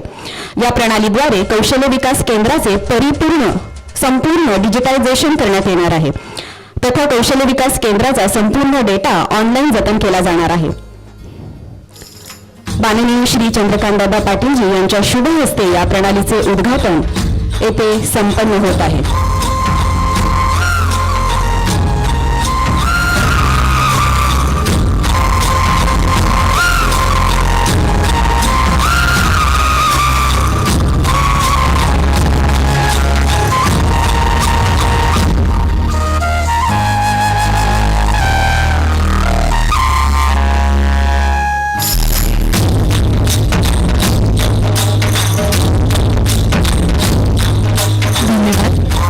यानंतर उच्च व तंत्र शिक्षण मंत्री महाराष्ट्र राज्य माननीय नामदार श्री चंद्रकांतदादा पाटील सरांना विनंती करते की त्यांनी आपल्या सगळ्यांशी संवाद साधावा आणि मार्गदर्शन करावं.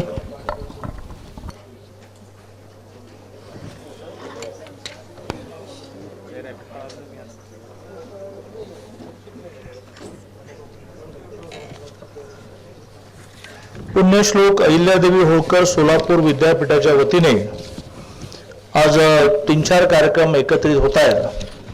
त्यातले प्रामुख्याने 2 कार्यक्रम आज योगायोगाने मेजर ध्यानचंद यांचे जन्मदिवस जो संपूर्ण देशभर आपण क्रीडा दिन म्हणून साजरा करतो, तर त्या क्रीडा दिनाच्या निमित्ताने ज्यांनी विद्यापीठाला रिप्रेझेंट केलं, चांगली मेडल्स आणली, अशांचा सत्कार आणि ज्या कौशल्य विकास विद्यापीठामुळे, कारण वेगवेगळ्या कॉलेजेसमध्ये जे कोर्सेस आहेत त्याला ॲफिलिएशन विद्यापीठाचंच आहे, तर ज्या कौशल्य विकास विद्यापीठामुळे, ज्या कौशल्य विकासाच्या कोर्सेसमुळे जवळजवळ 135 पेक्षा जास्त कोर्सेस आहेत, आपलं विद्यापीठ खूप प्रसिद्धीच्या झोतात आलेलं आहे.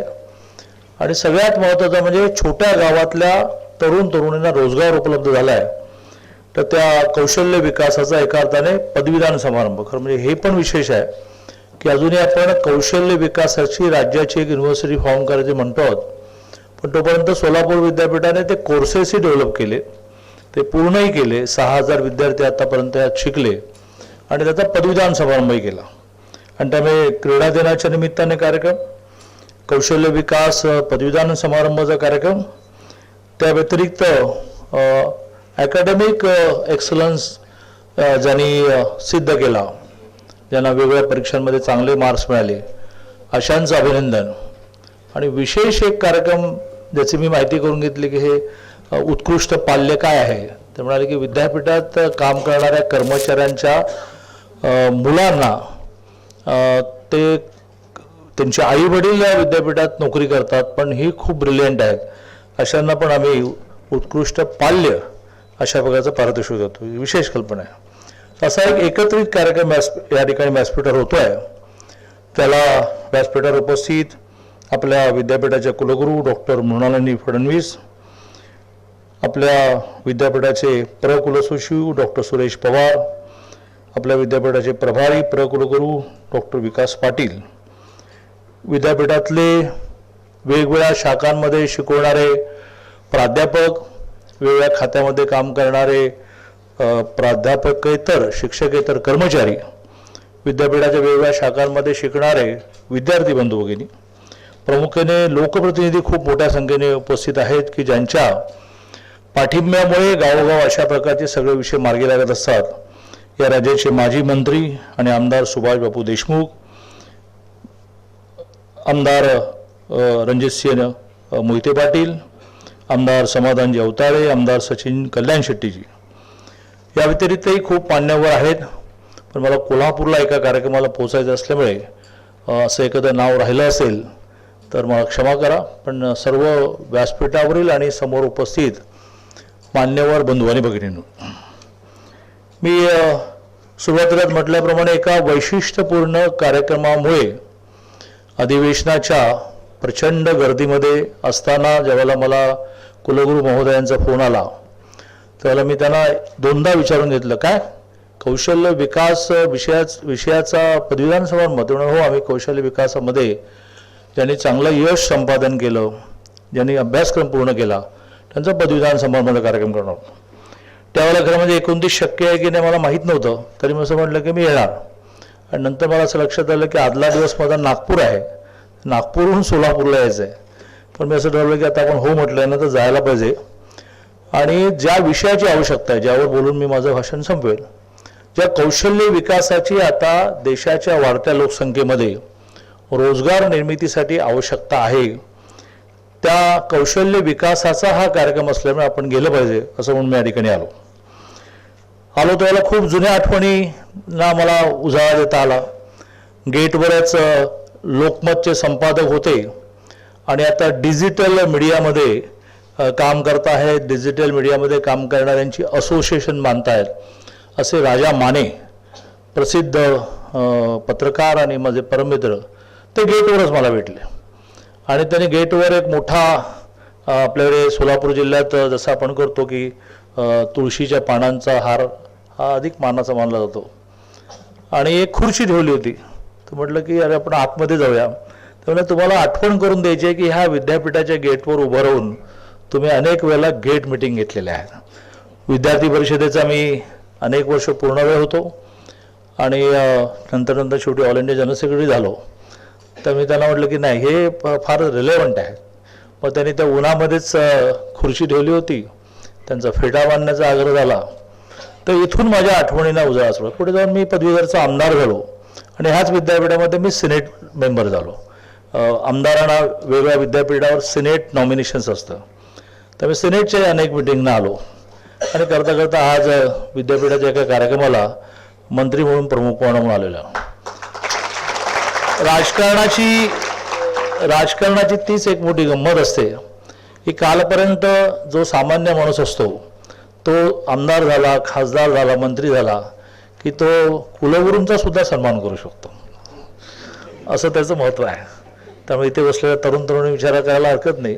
या क्षेत्रात गेल्यानंतर आपण कोणाचाही सत्कार करणं इतकं मान्यवर होऊन जातो आणि त्यामुळे अशा अनेक जुन्या आठवणींना उजाळा मिळाला.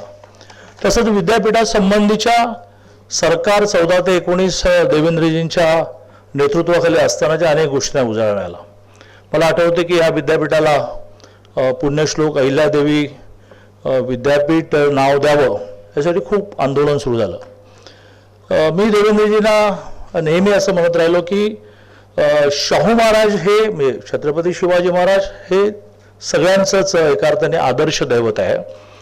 पण त्याच्यानंतर अलीकडच्या काळामध्ये शाहू महाराज असे येऊन गेले की ज्यांच्या राज्यामध्ये प्रजेला कधी आंदोलन करावं लागलं नाही.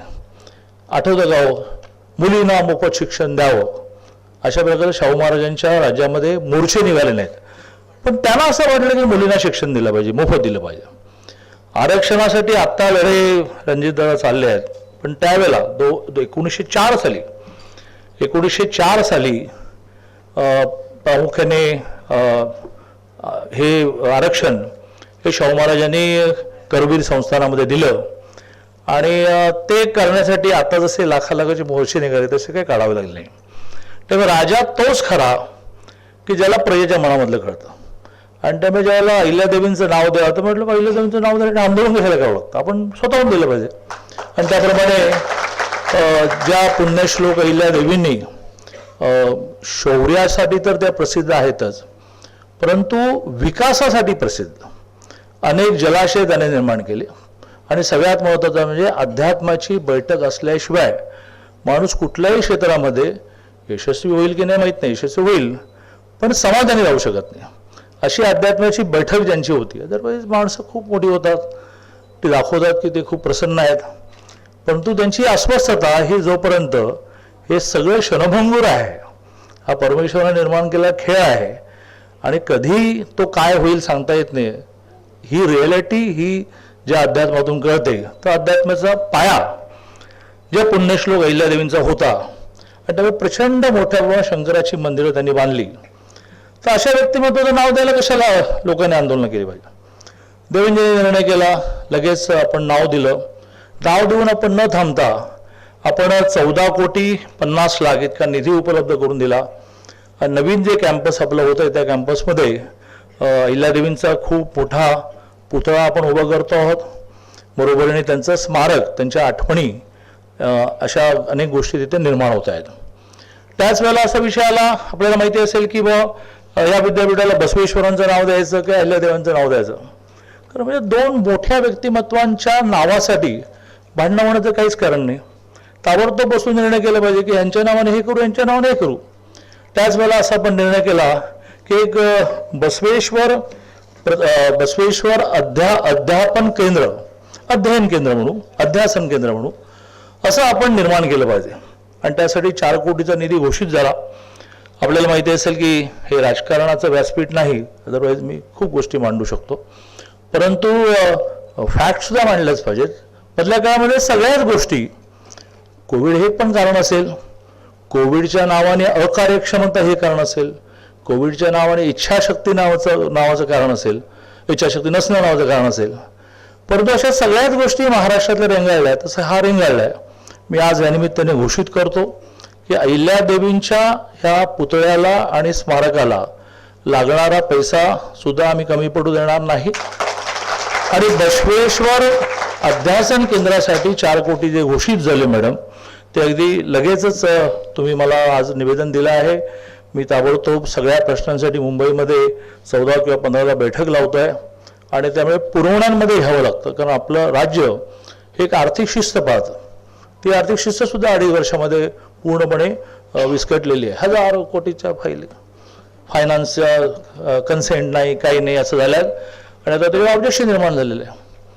परवा विधान परिषदेमध्ये याच्यावर डिबेट झाला, अगदी अर्ध्या मिनिटात सांगायचं झालं तर, किंवा मुख्यमंत्र्यांनी सही केली, मग आता तुम्ही हे थांबवता कसं काय? मुख्यमंत्र्यांनी सही केलेल्या फाईलवर फायनान्सचे रिमार्क लागतात. मग मुख्यमंत्री होण्याचा काय संबंध? मग फायनान्स डिपार्टमेंट असण्याचा काय संबंध? मग फायनान्स सेक्रेटरी असण्याचा काय संबंध? आणि असं मोठ्या प्रमाणावर आर्थिक शिस्त मोडली आहे. त्यामुळे माननीय मुख्यमंत्री महोदय नवीन एकनाथजी शिंदे आणि उपमुख्यमंत्री देवेंद्रजींनी असा निर्णय केला की कुठल्याही विषय नंतर मागे घ्यायला लागू नये आणि म्हणून पुरवण्यांमध्ये आम्ही लगेच त्याची सोय करू. इमिजिएट 19 डिसेंबरपासून अधिवेशन नागपूरला सुरू होईल, ही पण घोषणा मी या निमित्ताने करतो. सुरुवातीला घोषणा करून टाकतो म्हणजे मॅडम खुश होतील आणि नंतर मग मला कौशल्य विकासावर जे बोलायचं मी बोलतो. तिसरा त्यांनी असं म्हटलं की बा नवीन कॅम्पस आमचं इतकं मोठं होत आहे, जवळजवळ 54 कोटीचं आमचं 54 कोटी, मला पाठ झाले आकडे, 54 कोटीचं आमचं अंदाजपत्रक असताना आम्हाला अजून एकही पैसा या विषयामध्ये मिळाला नाही. गोंडवाना विद्यापीठाला पैसे मिळाले वगैरे. म्हटलं ठीक आहे, गोंडवाना विद्यापीठ हे आदिवासी भागात आहे, आदिवासी शिक्षण ही आपल्या सगळ्यांची प्रायोरिटी असली पाहिजे, पण इथेही तुम्हाला का मिळालं नाही ते मी पाहतो. त्याप्रमाणे तोही प्रस्ताव मी आता माझ्याबरोबर घेतलेला आहे आणि मला असं वाटतं की आपल्या राज्यामध्ये खरं म्हणजे आर्थिक शिस्त आपण पाळली तर पैसा इतका अमाप आहे. कोविडच्या काळामध्ये सुद्धा दरमहा आपलं संपूर्ण देशाचं GSTचं कलेक्शन आहे 1,50,000 करोड क्रॉस होत आहे कोविडच्या काळामध्ये सुद्धा. आणि याच्यामध्ये मेजर शेअर हा स्वाभाविकपणे हा राज्यांचा असतो, कारण आपल्याला माहिती असेल की GST हा 1 रुपया कलेक्ट केला राज्याने की रात्री 12ला 50 पैसे केंद्रात जातात, 50 पैसे ते एका सॉफ्टवेअरने होत असतं. त्यामुळे ही जी बोंब असते की आमचं GSTचं येणं राहिलं, करायचंच काय नाही, मग काय तर GSTचं केंद्राकडून येणं राहिलं की रात्री 12 वाजता एका सॉफ्टवेअरने डिस्ट्रीब्यूट होतं. आणि त्यामुळे मोठ्या प्रमाणावर पैसे येत आहेत आणि त्यामुळे अशा विकासाच्या कामाला पैसे कमी पडतील असं मला वाटत नाही. मी प्रामुख्याने जी एक मागणी सगळ्यात शेवटी ठेवली की जी पण लगेच घोषित टाकणार आहे की जिला मी खूप महत्त्व देतो, ज्यासाठी मी मगाशी म्हटल्याप्रमाणे थेट नागपूरहून इथपर्यंत आलो आणि इथून पुन्हा कोल्हापूरला जाणार आहे, ते आहे कौशल्य विकास. आज आपल्या देशाचं पॉप्युलेशन करता 137 कोटीवर गेलं. जगामध्ये सगळ्यात मोठा लोकसंख्येच्या दृष्टीने चीन आणि त्यानंतर भारत. ह्या सगळ्यांना आपण शेतीवर जगवणार आहोत का कारखान्यांमध्ये नोकरी देणार आहोत का शाळांमध्ये शिक्षक म्हणून त्यांना जगवणार आहोत? त्याची एक मर्यादा आहे. सगळ्या महाराष्ट्राचं मिळून टोटल पॉप्युलेशन आपलं 12.5 कोटी, त्यातले लहान मुलं 4 कोटी झाले तर 8.5 कोटी मोठी माणसं आपल्याकडे आहेत 18च्या वरची की ज्यांना रोजगार मिळाला पाहिजे. 20 लाख सरकारी नोकऱ्या आहेत आत्ता महाराष्ट्रामध्ये, सगळे शिक्षण म्हणजे गव्हर्नमेंट आणि सेमी गव्हर्नमेंट. बाकीच्याने काय करायचं? त्या व्यतिरिक्त साधारण 2-2.25 कोटी प्रायव्हेट इंडस्ट्रीमध्ये आहेत. त्या व्यतिरिक्त 2-2.25 कोटी हे दिवसभरात काम केलं तर संध्याकाळी जेवतात. रिक्षा चालली आज 800 रुपये मिळाले, भाजी विकली आज 400 रुपये मिळाले, मग त्यातला पुन्हा खर्च राहणार, प्रॉफिट होणार, मग संध्याकाळी किराणा घरी घेऊन जायचा. मॉल झाल्यानंतरही किराणामालाची दुकानं का राहिली असं ज्यावेळेला मी प्रश्न विचारतो त्यावेळेला मॉलमध्ये जाण्या इतके पैसे त्यांच्याकडे नाही आहेत. त्यांना पाव किलो साखर हवी आहे, ते मॉलवाला कुठली देणार? तर असा एक फार मोठा वर्ग हा 2-2.5 कोटीमध्ये जातो. असा मिळून हा महाराष्ट्र चाललेला आहे. मग ह्या महाराष्ट्रामध्ये हा जो मधला 2-2.5 कोटीचा पार्ट आहे की जो नोकऱ्या करतोय पण त्यांचं अजून कौशल्य वाढवलं पाहिजे तर ते आणखीन चांगल्या नोकऱ्या करू शकतील किंवा नोकऱ्या म्हणून बाहेर पडून व्यवसाय करू शकतील. आणि सगळ्यात महत्त्वाचं हा जो 2-2.5 कोटीचा पोर्शन आहे की ज्यांना भाजी विकणे, रिक्षा चालवणे, घरोघर जाऊन भांडी घासणे, कपडे धुणे, हमाली करणे यावरच घर चालवायला लागतं, त्यांना एखाद्या दिवस नाही कारण ती वयाने तर मोठी झाली, पण त्यांच्या मुलांना काही स्किल देता येईल का, कौशल्य देता येईल का की ज्याच्या आधारे चांगलं शिक्षण मिळालं तर ते सरकारी नोकरीमध्ये जातील, कॉर्पोरेटमध्ये पण जातील. पण नाही मिळालं तर आपल्या वडिलांसारखं दिवसाला रिक्षा बरी चालली तर घर चालेल असं न होता माझ्या मनगटात ताकद आहे, कौशल्य आहे आणि त्याच्या आधारे मी पैसे कमवू शकेन असं कौशल्य विकास स्किल डेव्हलपमेंट प्रचंड वाढवण्याची आवश्यकता आहे. कारण एका बाजूने बेरोजगारी आहे तर दुसऱ्या बाजूने घरामधला नळ बिघडला आहे तर त्याचा वायसर बदलण्यासाठी सुद्धा आपल्याला प्लंबर मिळत नाही. घरामध्ये ट्यूबलाईट गेली आहे तर ती ट्यूबलाईट बदलण्याचा प्रयत्न केला पण माहिती लक्षातच आलं नाही की त्यातला मधला चोक गेलेला आहे, माहितीच नाही. बेरोजगारी पण आहे, इलेक्ट्रिशियन पण नाही आहे. ह्या सगळ्यातून खरं म्हणजे माननीय मोदीजींनी हा आग्रह धरला की आपल्याला आता कौशल्य विकासाचे सर्टिफिकेट कोर्सेस, कौशल्य विकासाचे डिप्लोमा कोर्सेस, कौशल्य विकासाचे डिग्री कोर्सेस डेव्हलप करणं, बरोबरीने त्यांना व्यवसाय सुरू करण्यासाठी आणि रोजगार निर्मितीसाठी मदत करणं, याला पर्याय नाही. नुसते कोर्सेस शिकून काही होणार नाही. आणि म्हणून मग विद्यापीठाला असं सुचवेन की यांच्या प्लेसमेंटचा विचार तुम्ही करताच आहात. प्रमुखाने डॉक्टर काय नाव घेतलं, हां, डॉक्टरांनी आता या ठिकाणी मांडलं की विशेषतः मेडिकल फील्डमध्ये सध्या रिक्वायरमेंट वेगवेगळ्या स्किल्ड लेबरची इतकी आहे, म्हणजे प्रशिक्षित आहे अशा लोकांची इतकी आवश्यकता आहे की त्यांचं म्हणणं असं की आम्ही एक मिनिट सुद्धा कोणाला बेरोजगार ठेवणार नाही.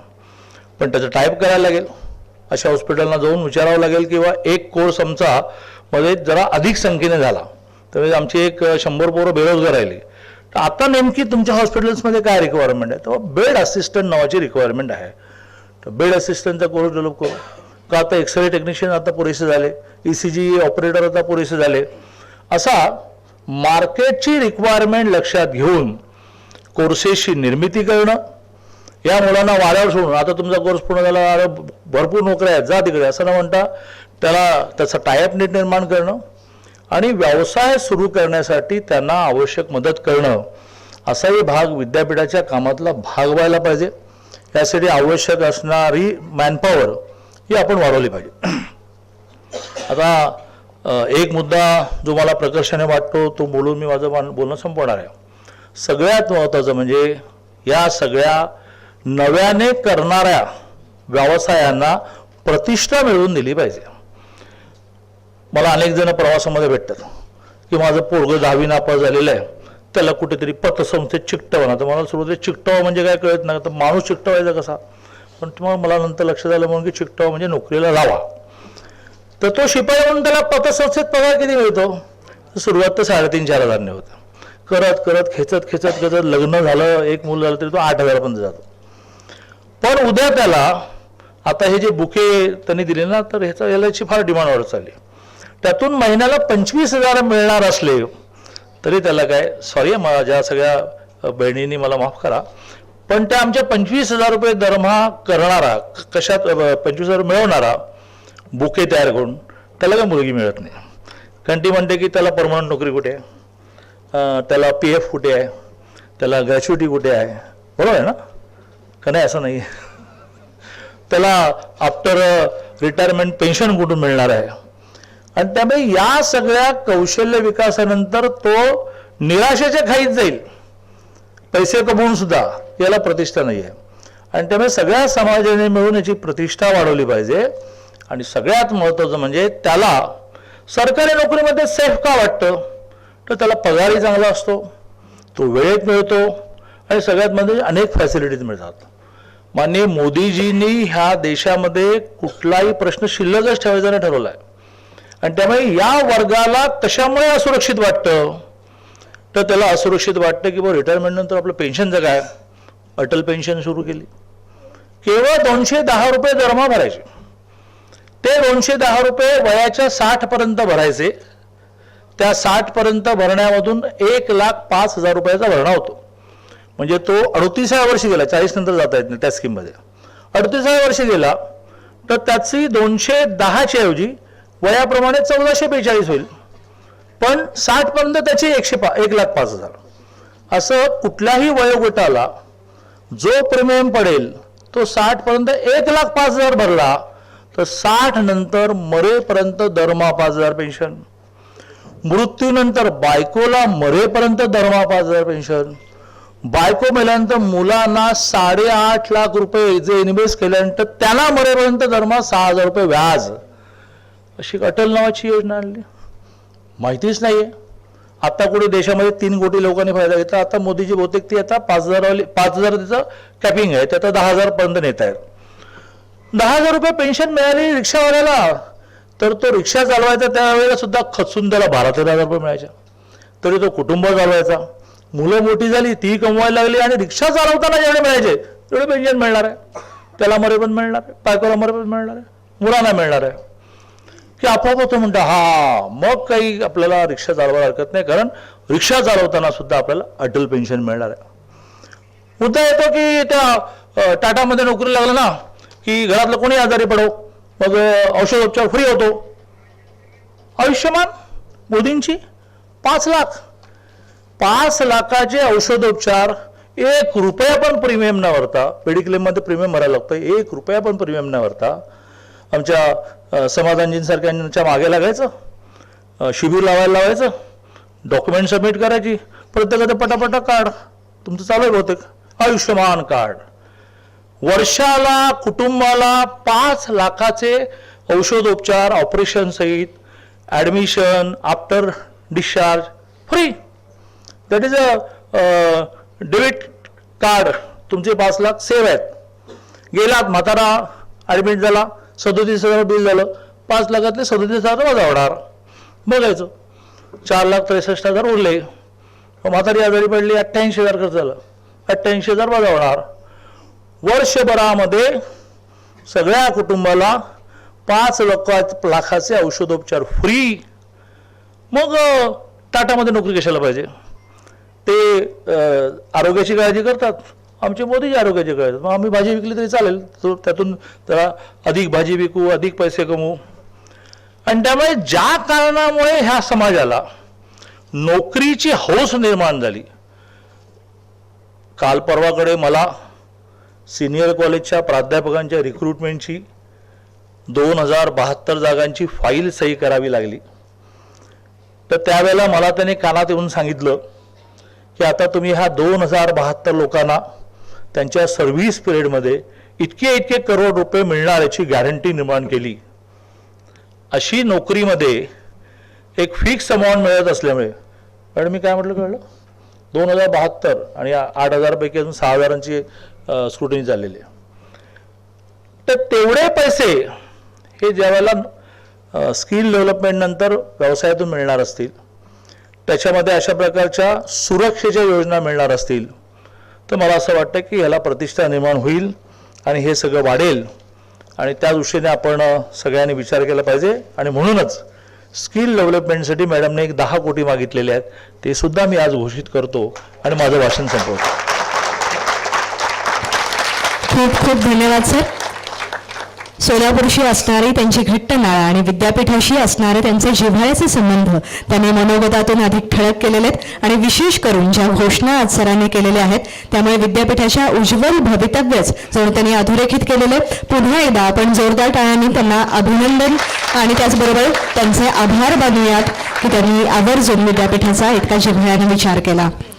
पुण्यश्लोक अहिल्यादेवी होळकर विद्यापीठाचे प्रभारी कुलसचिव तथा क्रीडा व शिक्षण विभागाचे संचालक माननीय डॉक्टर सुरेश पवार सर यांना विनंती की त्यांनी आजच्या कार्यक्रमाप्रसंगी आभार व्यक्त करावेत. आजच्या या क्रीडा दिनाच्या कार्यक्रमाच्या निमित्तानं आपल्याला लाभलेले प्रमुख पाहुणे तथा अध्यक्ष माननीय नामदार श्री चंद्रकांत दादाजी पाटील, त्याचबरोबर या पुण्यश्लोक अहिल्यादेवी होळकर सोलापूर विद्यापीठाच्या कुलगुरू डॉक्टर मृणाली फडणवीस मॅडम, प्रकुलगुरू विकास पाटील, त्याचबरोबर या ठिकाणी उपस्थित असलेले माननीय आमदार सुभाषबापू देशमुख साहेब, रणजितदादा पाटील, मोहिते पाटील, माननीय समाधान आवताडे जी, त्याचबरोबर माननीय आमदार सचिन कल्याण शेट्टी, त्याचबरोबर काही महत्त्वाचे कार्यकर्ते माननीय मोहनजी डांगरे, शहाजीबापू पवार, प्राध्यापक महेश माने, त्याचबरोबर सहसंचालक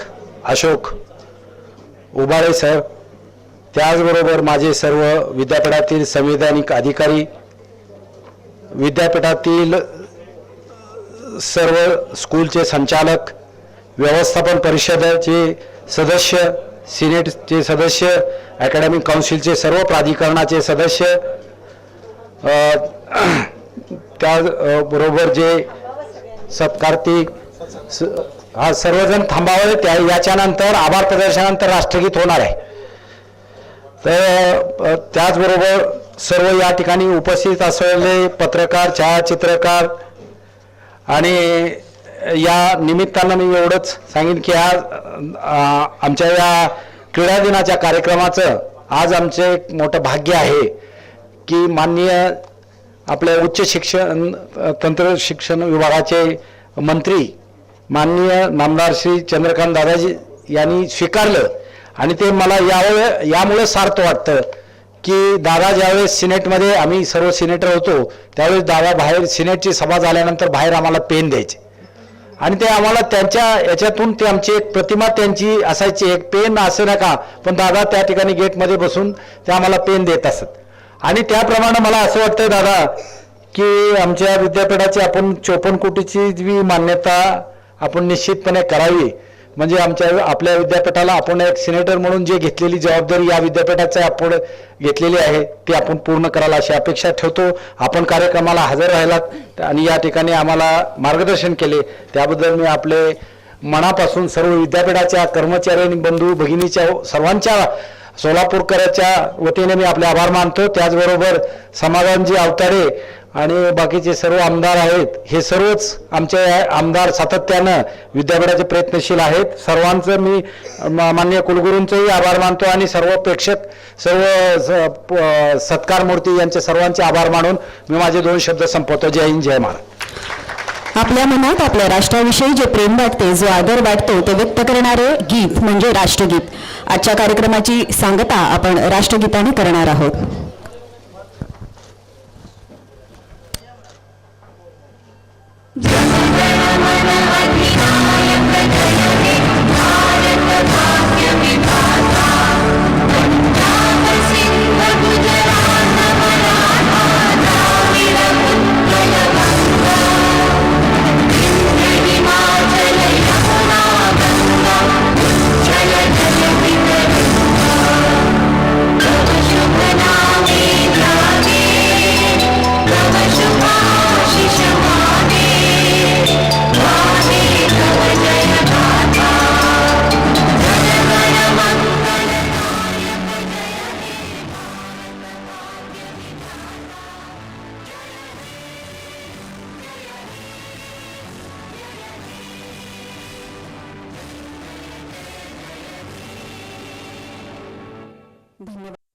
माझं सोलापूर न्यूज चॅनेल लाईक करा, शेअर करा आणि सबस्क्राईब करायला विसरू नका. माझं सोलापूर न्यूज चॅनेल.